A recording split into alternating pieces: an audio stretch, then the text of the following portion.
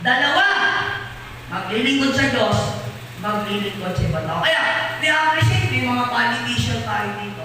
Serving other. Teacher, serving other.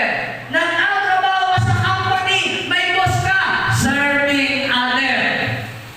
Kasi, napupulpil mo ang pagkakahubog ng Diyos sa'yo.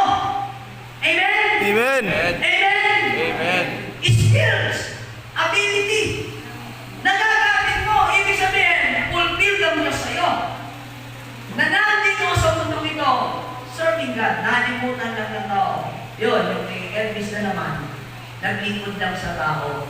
Dapat nagamit niya yung ability, skills niya. Sa daming tao yun, nakapag-preach sana siya, nakapag-ligtas sana siya, nagbuo sana siya ng foundation to care other people. Yun.